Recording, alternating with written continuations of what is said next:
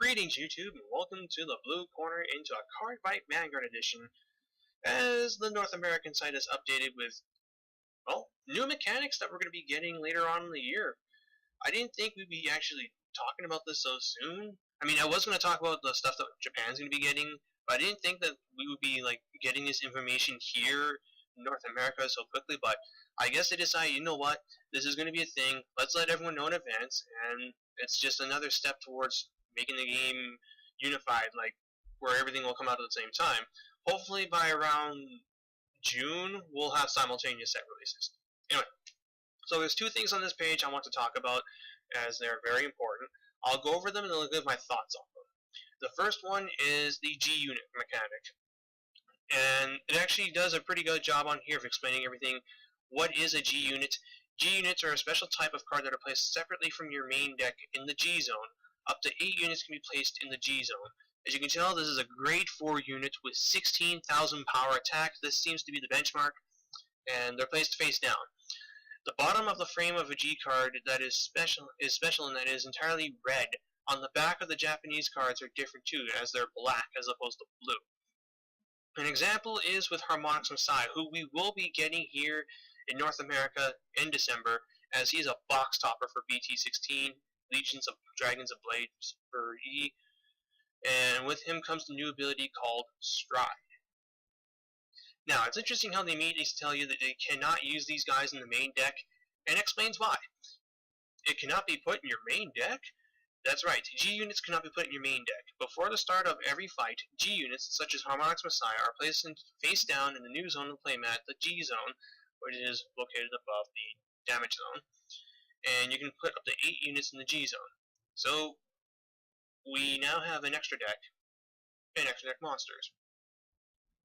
Seems like. Should note, however, that they take talking emphasis about these guys being placed face down in the G zone and not face up. That actually plays out a little bit. That actually is an important thing that will be mentioned later on in here. And next, we're going to look over how to stride, because as we know, these guys are not placed in the main deck, and instead you have to stride them out to play. Okay, so how to stride. After your ride step, you're now able to perform striding. So you draw for turn, stand everything, and then ride your Vanguard, and then you're able to perform stride. The ride phase will now be made of 2 steps, the ride step and the stride step. And it's during the stride step that you can stride. Both players must have Vanguards that are grade 3 or greater, so it can't be, oh, I got to grade 3 first, I can stride. No, both players have to have a grade 3, so if both players are grade locked or one is grade locked, nothing will happen. Then, you discard 1 or more cards from your hand whose total grade level are 3 or higher. So 1 3, a 1 and a 2, or 3 1s. Then you perform stride.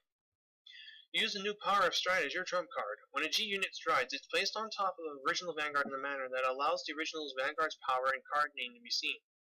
The original Vanguard becomes the heart, and the G unit gains the power and name of the heart.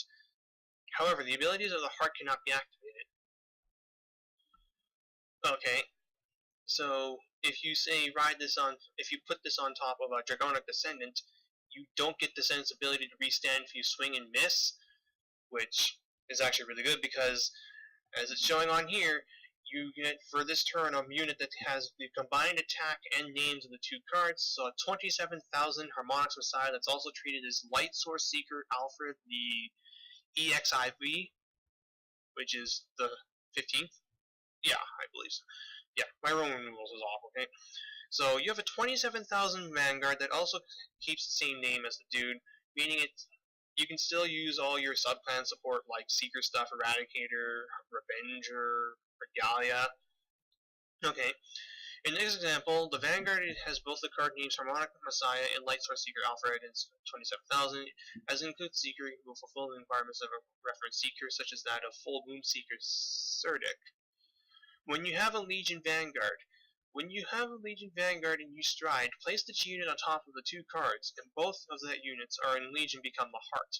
However, you choose one of the Legion units, and the G unit only gains the power name of that guy. So, basically, it's telling you if you put this on top of a Legion, you're not going to get a really absurdly powerful card. You choose basically the 11,000 unit, and then it's the 27,000 Harmonix Messiah and Thing Saver Dragon. Also, lol, he's still considered to be he's going to be called Thing Saver Dragon here, not Sing Saver. Ha. So, that's pretty good. Otherwise, yeah, you'd have a 36,000 attacker, which would be disgusting. And let's see, these guys also gain the ability of triple drive, so you can perform 3 drive checks, which is again very powerful, and thank God you don't get the abilities of the thing you're placing on top of, like example being restanding units. Could you imagine if you placed this guy on top of a Minerva, and you got the ability to drive check 6 times? Ugh, just no. Then at the end of the turn, a G unit that's strode is placed face up into the extra deck. And units that are placed face up can't be used again. So you get at most 8 shots at using stride in a game. So you have to be able to constantly maintain the cards in hand needed to perform striding, in addition to being able to try and close out. But basically, as my friend said, if you're in the position where you have to stride 8 times and you haven't won, you're doing it wrong. Also, and the Vanguard that was in the heart becomes the Vanguard once more. Okay, so for the 1 turn you get a really powerful attack.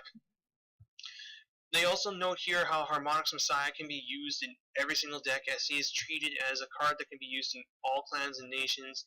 So it's just a generic vanilla, which is pretty good. And then they give us some Q&As about striding. Can I stride the same turn that I ride a grade 3? They say yes you can, as long as the conditions can be met. Can I stride when my Vanguard has been deleted, which is a new form of lock that turns your Vanguard face down, makes it no attack, they have no name, and their effects are negated.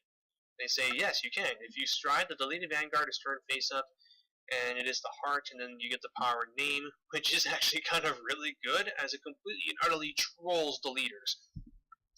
What does it mean to discard cards from your hand if they're grades 3 or higher? As I said, a grade 3, a 2 and a 1 are 3 grade 1s, which is a really huge neg.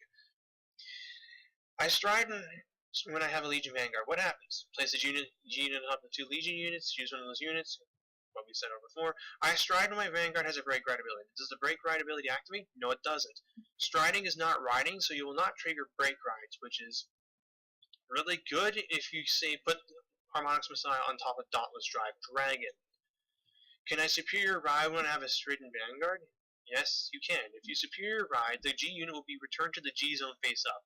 The Vanguard that was in the heart goes into the soul of the unit that you had superior rode. Okay. So if you do the Blonde Azel superior ride play when you already have a Blonde Azel in play, or I'm thinking more of the Dimension Police superior break ride combination. So if you do that kind of play, the G unit does not go into the soul, instead it gets immediately bounced to the extra deck. Okay. Can I use a Vanguard that is the heart for a Soul Blast? No. The heart is not the soul, and therefore you can't Soul Blast off what's in the soul, because what's in the heart, because at the end of the turn, the heart will become the Vanguard. How many cards does a Stridden Vanguard count as? It counts as 1. If you strode over Legion Vanguard, it still counts as 1 card. At the end of the turn, when the heart goes back to being the Vanguard, does its when it placed on abilities activate? No, they don't. When a heart becomes the Vanguard, it does not count as being placed in the Vanguard circle.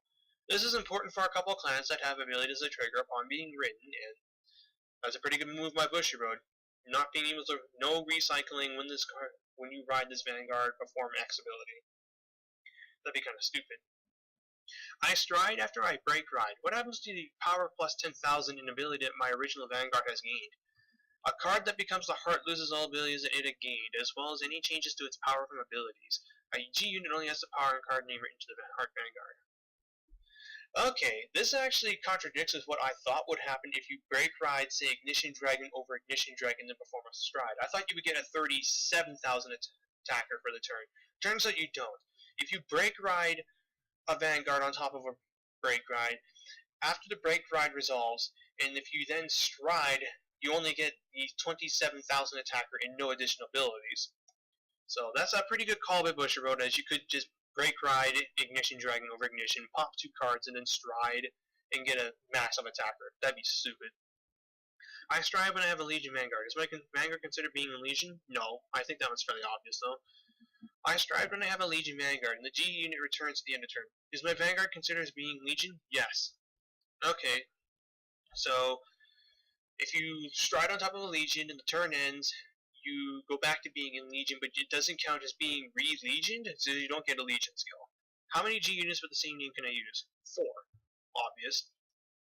When the playmat is changed, do the old playmats become unusable? No. Please communicate with your opponent and agree on areas to be the G zone. The end fight is normal.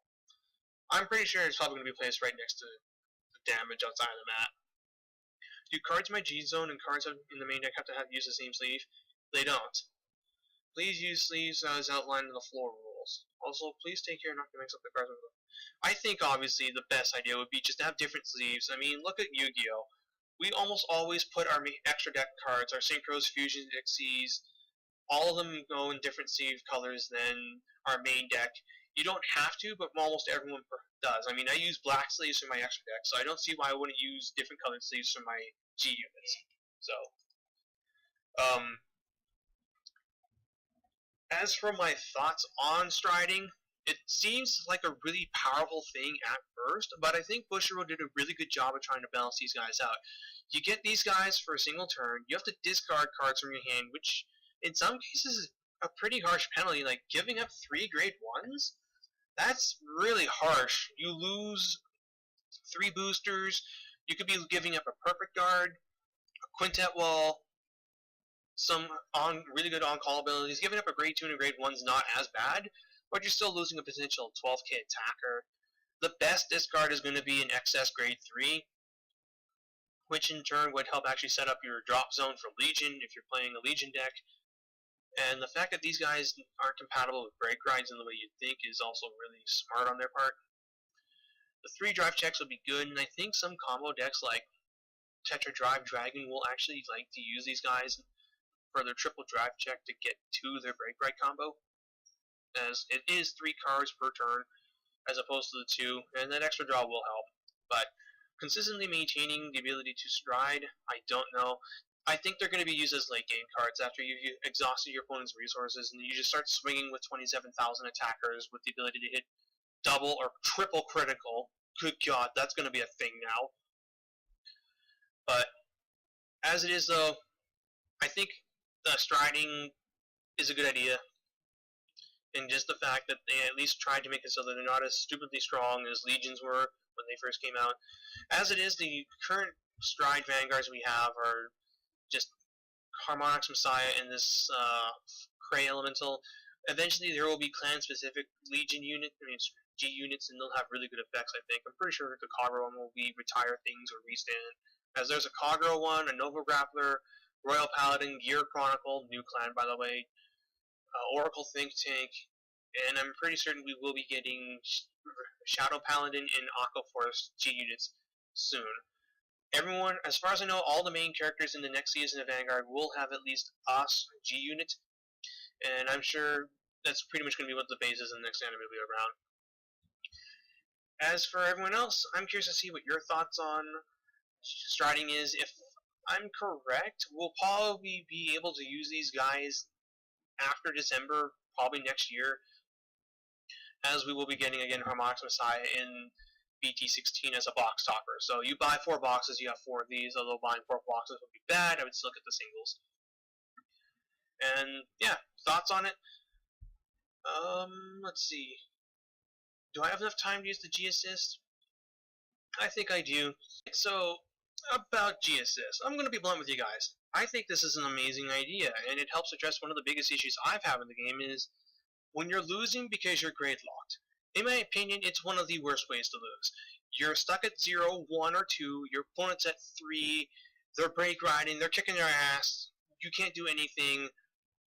It's no fun at all. Like, it really isn't. Like, that and being sacked by 2 triggers is one of the worst ways to go. And at least with this, we're being given something to help play out of it. And here's how G Assist works. If you have a Vanguard that's not grade 3 or greater, and you have no cards in your hand that are a grade higher than what you have in play, and you have 2 or more cards in your G zone, you can perform G Assist. And it comes down to 4 simple steps. Step 1, you reveal your hand to your opponent to show that you don't have anything higher than the Vanguard you have in play. So you have a grade 1, you reveal your hand to your opponent and say, I don't have any grade 2s, and they confirm this. You then check at the top 5 cards of your deck to see if there's a grade 2 or whatever higher than what you're looking for. And if you see one of those cards, you can add it to your hand. If you do that, then you take 2 cards from your hand in your G zone that are face down and remove them from the game. So basically, you banish, exile, lost zone, whatever. Like you take 4 cards total, and they're gone. And then you proceed to your ride phase. That's the important one because you're doing this after your draw phase, but before your ride phase. Meaning that card you picked up off of the G assist can immediately put into play, and you can actually continue on with Vanguard. I honestly feel that going that minus is well worth it because if you're grade stuck, you're not going to be getting any advantage anyway. You're going to be losing out really hard. So this at least gives you a chance to keep in the game, and just having this is really great. It's going to remove so much of the salt from this game, I feel. As losing to grade lock or beating your opponent because they're grade lock is not fun. Like, I honestly feel bad when my opponent is grade stuck. Like, that's not a win. You completely and utterly crush them because they opened shitty and they couldn't play out of it. I know some people will be like, oh, a win's a win. No, you know what? No, I'm sorry. But there are some times where wins like that are just wrong. And, well, here's a means of dealing with it. I have to give Bushimo my props for having this, and you know what? I'm going to be picking up a playset of Harmonix Messiah just so I can play out a grade lock. Like, I'm hoping that this thing kicks in immediately. Like, the moment the BT16 comes out, we get this. It's a thing. I want it to be a thing. And I'm hoping you guys will feel the same. Like, I just can't tell you guys how many times I've been grade stuck, or I've just bricked, and not being able to play out of it. Like, I've dropped entire decks because of how much I was bricking.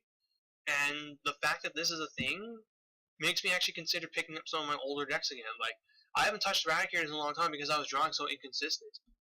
This actually might help me get out of that. Who knows? It's something that I really do feel Busher Road should have done a long time ago. I don't know why they waited until now, but thank God, at least it's a thing. And yeah, I'm really excited for this. I hope it kicks in immediately. And this, alongside G-Units in general, means that Vanguard is hopefully heading to a much better place than it has been in the last while. Because I'm not going to lie, it is kind of getting a little stale. So, your thoughts on Striding, G-Units, the extra deck, and G-Assist. Of the two, I feel G-Assist is the thing I'm more excited for than the G-Units. I mean, G-Units are nice and all, but playing out a grade lock, just being able to get out of it, that's so good. And that's really all I gotta say, so hope you guys enjoyed this video, my thoughts on the two mechanics. Give me yours in the comments below. Until next time, this is Booster99, jacking out.